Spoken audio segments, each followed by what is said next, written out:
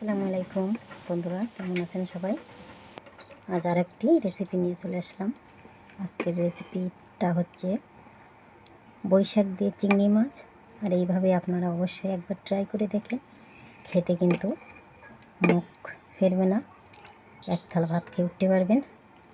আর আমার চ্যানেলটি অবশ্যই সাবস্ক্রাইব করে দেবেন, পাশে থাকা বেল আইকনটি বাজিয়ে দেবেন প্রতিদিন ভিডিও পাওয়ার জন্য। তো চলুন বন্ধুরা, কীভাবে রান্না করেছি সেটা আপনাদের সাথে শেয়ার করি। প্রথমে আমি কড়াইতে তেল গরম করতে দিয়ে দিয়েছি। এবার আমি চিংড়ি মাছটা দিয়ে দেবো। চিংড়ি মাছটা একটু হালকা ভেজে নেব। আজ চিংড়ি মাছগুলো একটু ছোটো, কী করার, বাজারে এটা ছাড়া নাই। চিংড়ি মাছ তো সবসময় পাওয়া যায় না, আমাদের বাড়ির কাছেই বাজার। এবার আমি মশলাগুলো দিয়ে দেবো।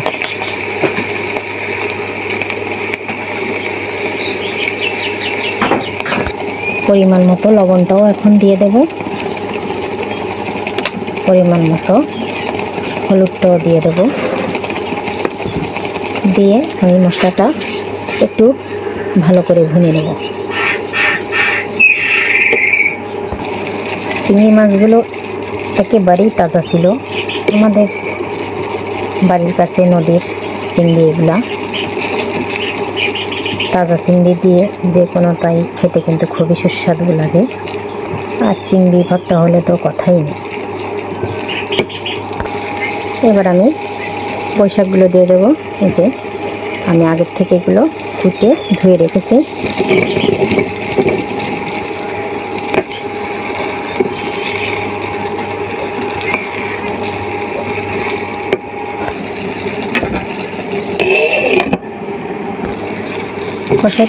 কষাতে কিন্তু আমার সিদ্ধ হয়ে গেছে প্রায় অর্ধেকের মতো।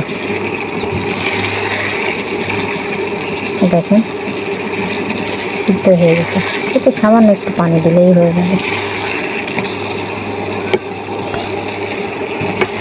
হ্যাঁ, আমার কষানো হয়ে গেছে। এবার আমি একটু পানি দিয়ে দেবো, যেহেতু 3 ভাগের 2 ভাগই আমার সিদ্ধ হয়ে গেছে, এই জন্য সামান্য পানি দিয়ে দিলাম।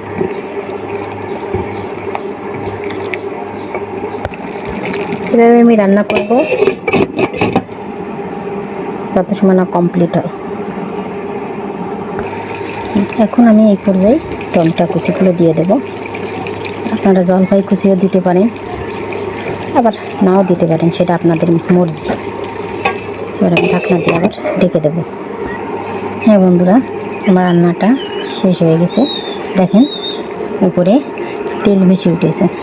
আর হ্যাঁ, বাসায় অবশ্যই এইভাবে একদিন ট্রাই করে খেয়ে দেখবেন যে কতটা মজা লাগে। এরপর ধনিয়া শাক দিলেও অনেক সুন্দর লাগে।